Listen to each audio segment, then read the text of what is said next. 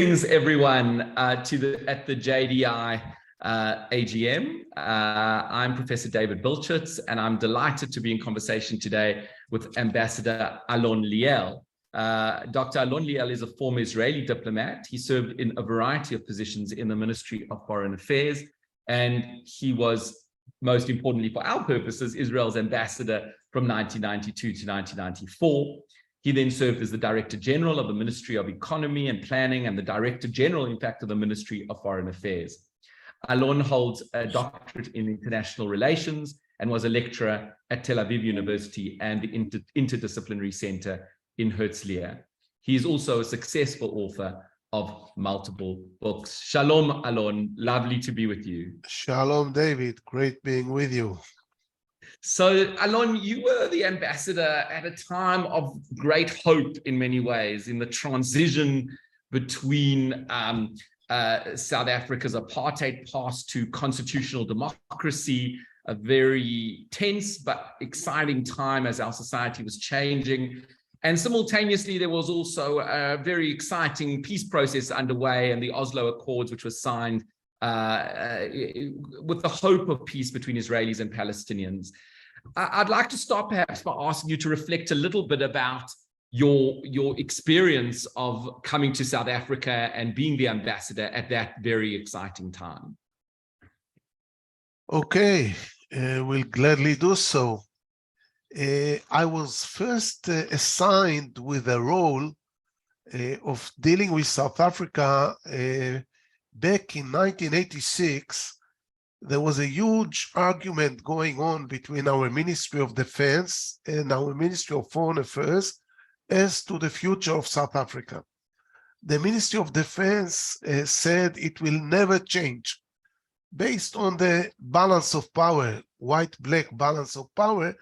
And we in the Ministry of Foreign Affairs started saying that it will take about 5 to 7 years to see an upheaval in South Africa, and I was assigned with a role to pave the way to the black leadership of South Africa that obviously didn't want to hear about us because we were the allies of the apartheid. When I was assigned as ambassador in '92, Mandela was released already. And I remember that the big question before I left Jerusalem was if I'll be able to see Mandela based on the bad relations with the black majority in the past, and when will this happen? And I was so lucky that it happened during the first week I was sent as ambassador, before I even submitted my credentials, thanks to a lady that I just met by coincidence upon my arrival, Selma Brody. She arranged it, and once me and my deputy, Shmuel Ben Shmuel, had the meeting with Mandela, and it went on very well. Everything was open, and we became part of history. In fact, we were recruited by Mandela to the struggle, and this was an ongoing, unbelievable experience. You mentioned Oslo. Correct. Oslo happened simultaneously and helped us a lot because Mandela loved what was going on tremendously and encouraged us all the time and sent through us messages to Rabin. And I think without Oslo in the background, I wouldn't be able to build this intensive dialogue with him and with the leadership of the ANC.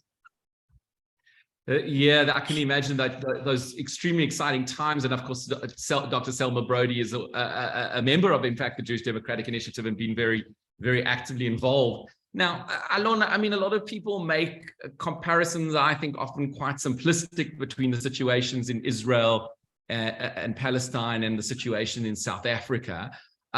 What do you think, in a sense, at the time, perhaps you thought we could learn from each other? And what do you think now, in a sense, we can learn from one another?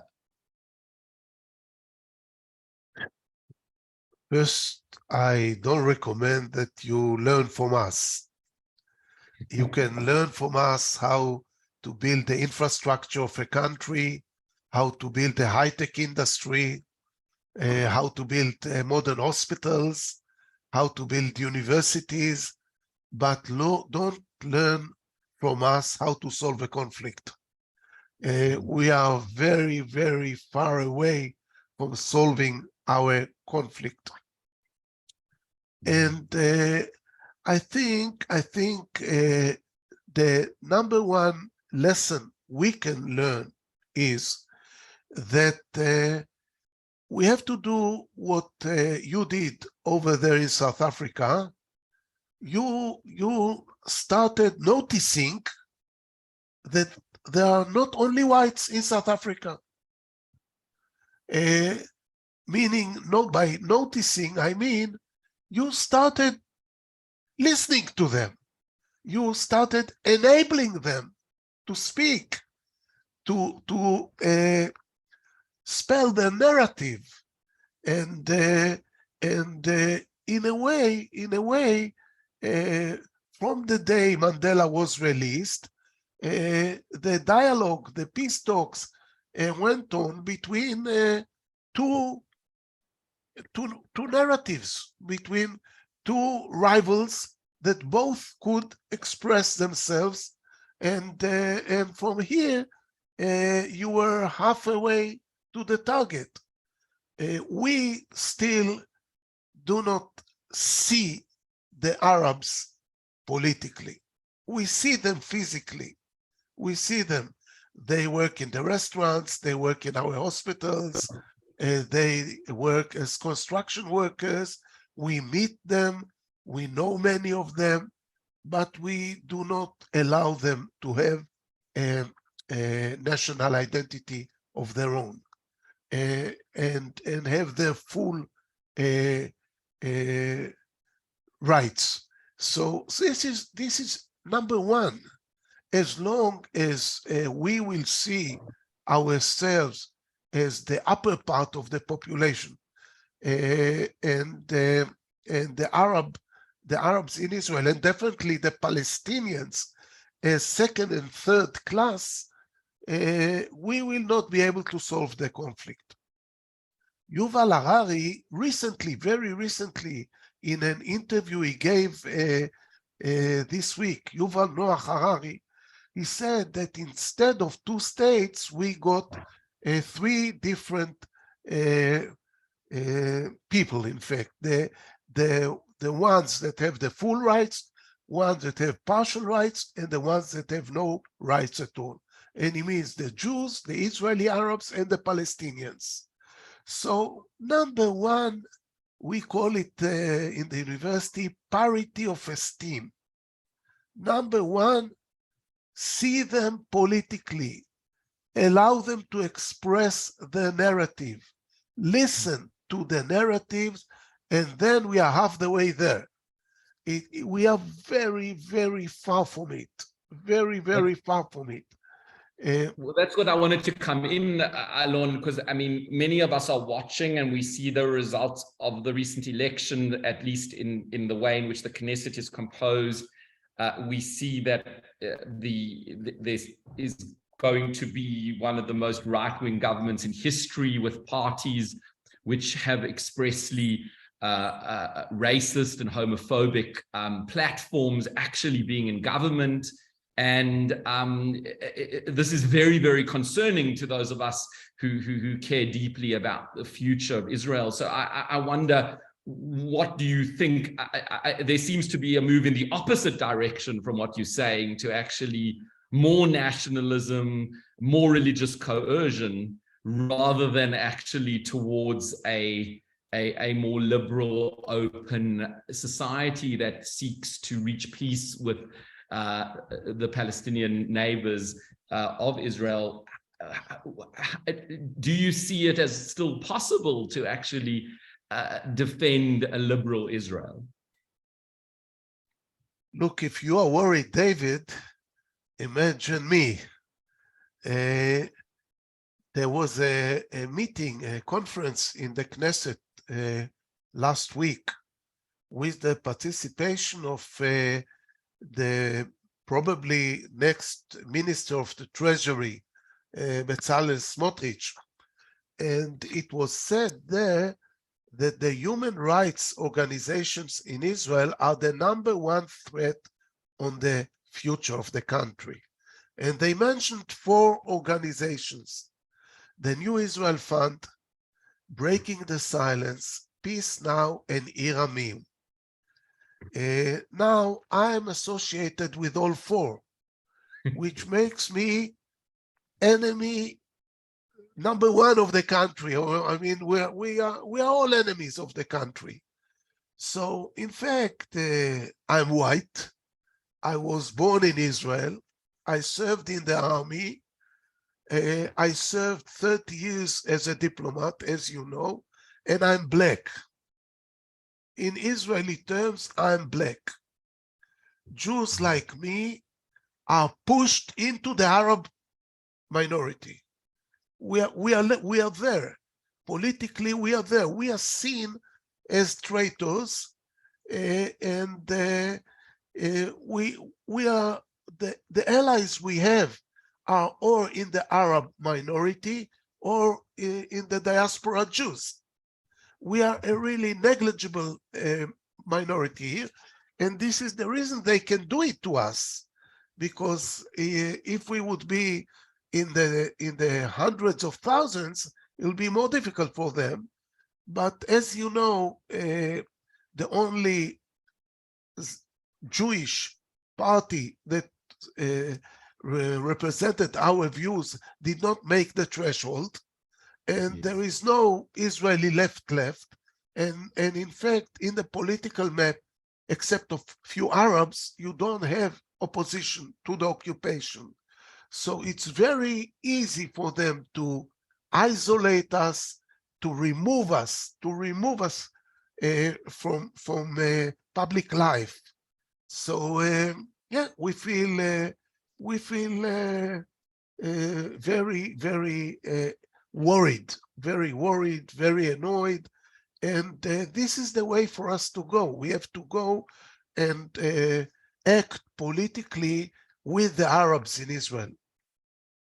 Right. So you're pointing forward in terms of a joint movement between, as you say, what is left of the Israeli left and Arab minority. I wonder if we can turn a little bit to, because I think many people in the audience are wondering about what role can we in the diaspora play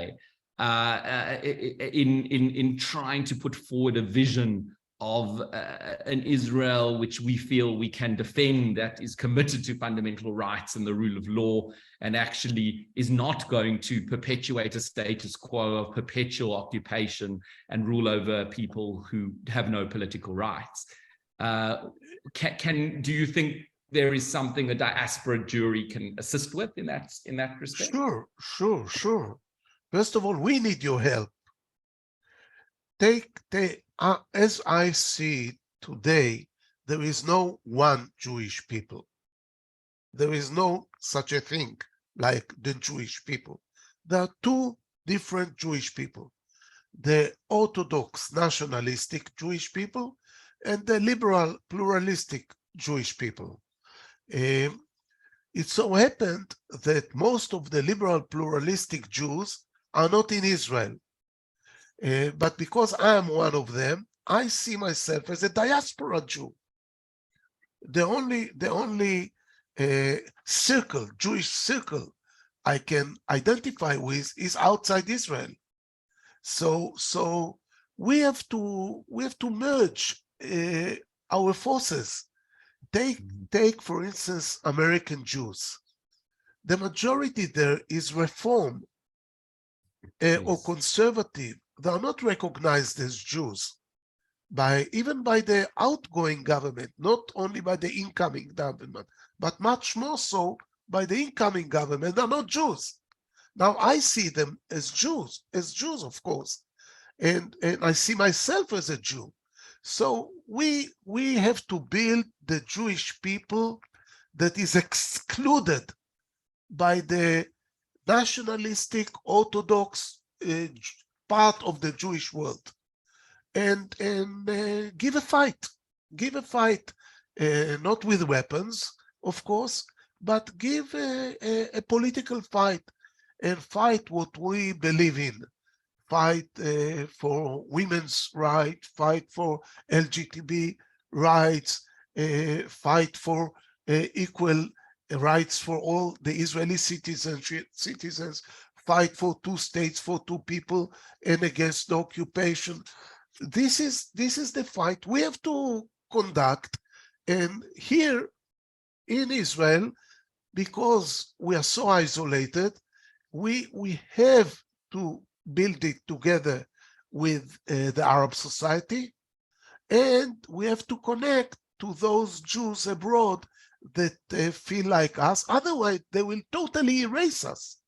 Again, not physically, but publicly, will be erased. Erased, I mean, our people, especially the young ones, will be fired. We will have difficulty even to function in public. This is a new type of struggle. As you probably know, David, we registered the Jewish Arab Party recently. It didn't run in the last elections, but it will run in the future. It's called Kol Ezrachea, meaning all of us citizens, including the Arabs. And Avrom Burg, who was chairman of the Knesset, and Professor Faisal Azaize, they are the temporary leaders of it, but we see a lot of the Meretz people joining us these days, and we hope that the Arab parties that are still against Jewish-Arab cooperation, the nationalists on one side and the Islamists on the other side, will be more open to Jewish-Arab cooperation.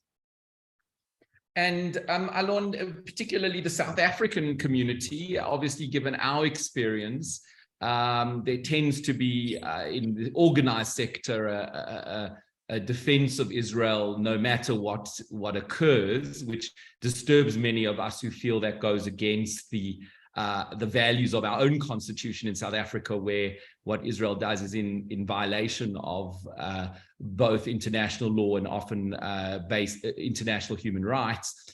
Do you think the South African Jewish community has anything particular to contribute to advancing matters in a positive direction, understanding that we are very, very small? You're small, but your symbolic importance is huge. Because you are the Jewish community in which the few won against the massive majority. You live in South Africa. You know what the names Joe Slovo or Helen Sussman mean in South Africa. And I don't know if the South African people remember the heads of the Zionist Federation of South Africa. So, and I felt it on my skin when I came as the ambassador, and I said, I want to work with the Black community. I want to work with the ANC. The Jewish leadership laughed at me, and they said, you don't know what you're talking about. Because these are communists, these are especially the Jews, they are traitors. They love Yasser Arafat and so on and so on. And the Jewish community was against my association with ANC, including, by the way, the inner circle of Mandela after he was released. But 1994, when Mandela appointed his government, these big machers of the community called Ida, my secretary, and said, can we get a meeting with the ambassador? And I met them, and they said, can you please arrange a meeting for us with Joe Slovo or Joe Modisi or so on?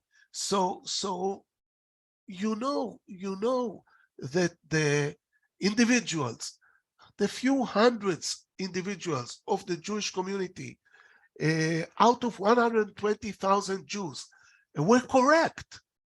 Were correct, and are seen today not by the Jewish community still, but in the world or in South Africa as heroes, as human rights fighters, courageous human rights fighters. So I hope the day will come that those of us who are still struggling here for equal rights for everybody, for human rights for everybody, and so on, will have the upper end.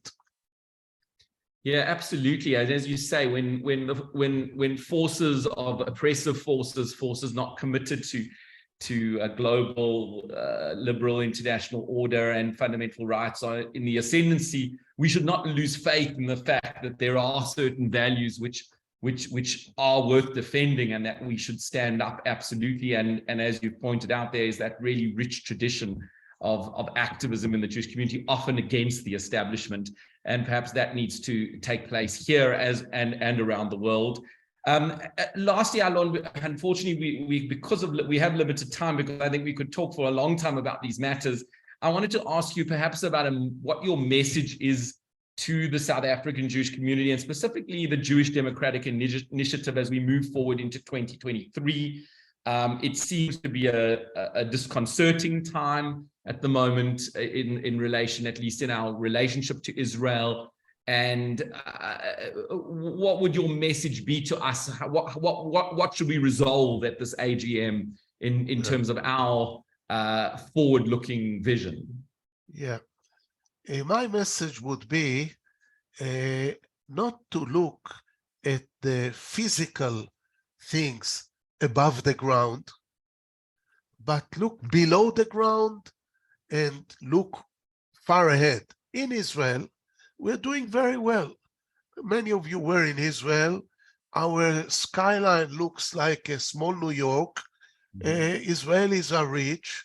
The country is functioning, but we still didn't solve anything regarding the political conflict with half of the population living between the Jordan and the Mediterranean. And in South Africa, it's exactly the opposite. You look above the ground, it doesn't look good. You don't have electricity, people are poor, things are corruption, things are deteriorating, but you solve the conflict. You solve the black-white conflict. You have a constitution. Now, what we have to solve needs a Mandela and de Klerk. And we don't have them. We don't have them around. And what you have to solve in South Africa need engineers, technicians, and so on. There are many of them all over the world. Meaning, don't look at the physical conditions. Israel still has a huge cloud above our head, although physically it looks like the sun is shining, and a lot of explosives below, underneath. And the most complicated problem you solve. You have still a lot of technical things. You have it will take a generation, it will take 2 generations, but you had the Mandela and de Klerk already, and we are still waiting for them. Alon, that's a wonderful message for our community. I think, we also are having difficult times here as well in South Africa, as you say, not because, as you say, the structure of the state is difficult, but which I think we're all committed to strongly, but because of the erosion of certain facets of the capable state. But as you've said to us, you've given us an inspirational message, and I think we need to take that as JDI, and we need to renew our commitment to those strong values that we have in our constitution, in international law, and in our Jewish tradition, and really fight for those both in South Africa and in Israel. So it has been an absolute honor to interview you, to engage with you, and we thank you very much for making time. Thanks, David. And I want to personally thank every activist of JDI.